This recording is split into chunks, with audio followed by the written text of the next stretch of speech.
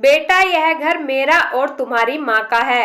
उफ पापा जी, आपने तो पूरा घर ही गंदा कर दिया।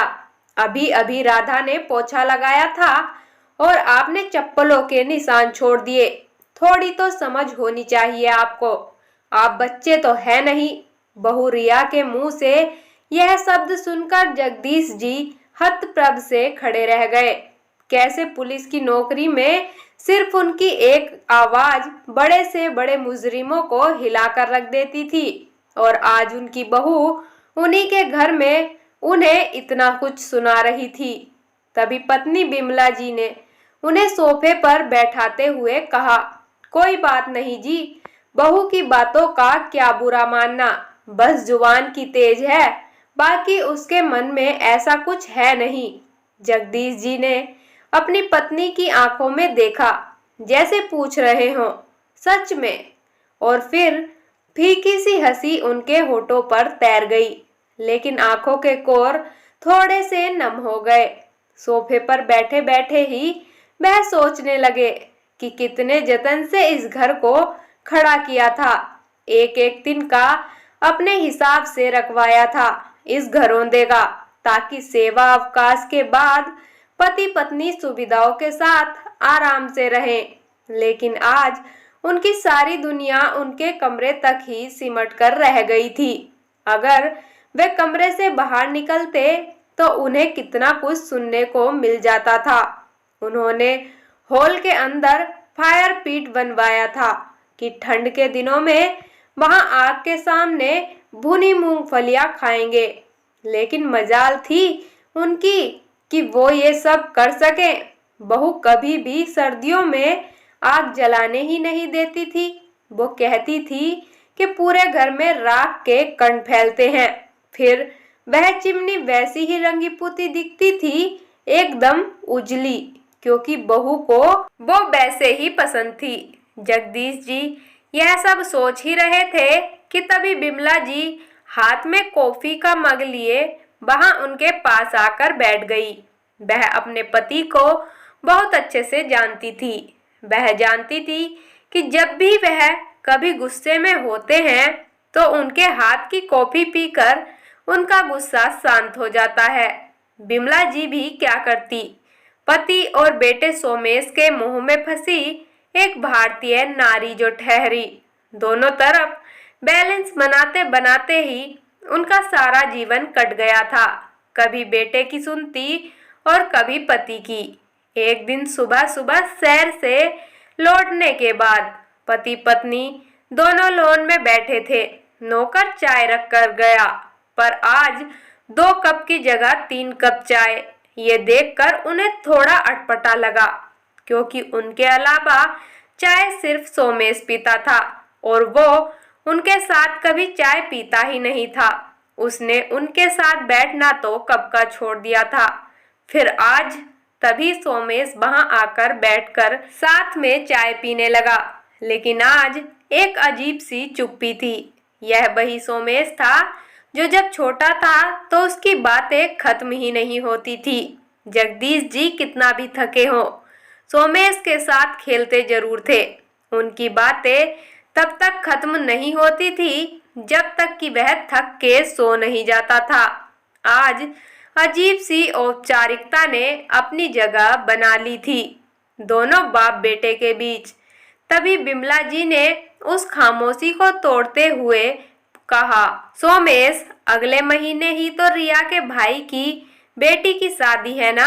हाँ माँ, उसी बारे में बात करने आया हूँ।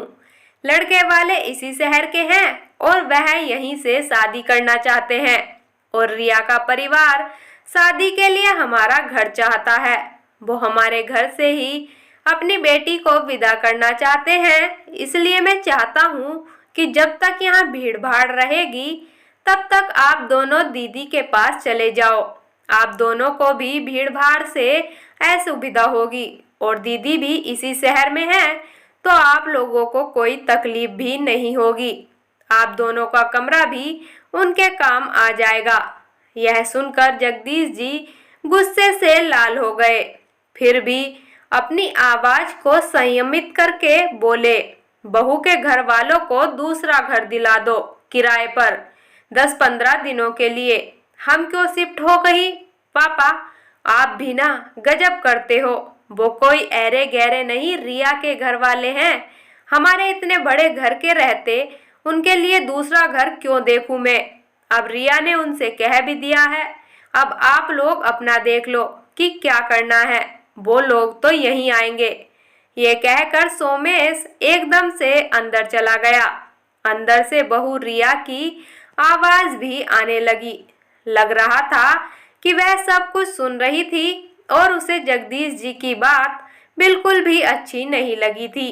ये सब देखकर आज बिमला जी की आंखों से आंसू बह रहे थे और जगदीश जी ने उन्हें अपना कंधा दिया, जैसे वो कह रहे थे कि अभी मैं जिंदा हूँ, सब ठीक कर दूंगा।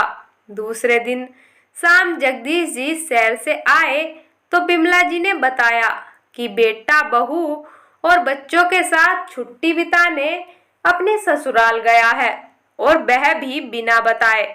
जगदीश जी मुस्कुराने लगे और बोले, देख पगली, ये तेरा वही बेटा है जिसके लिए तू मुझसे लड़ती थी, जिसके लिए जाने कितनी रातें हमने जाग कर बिता दी।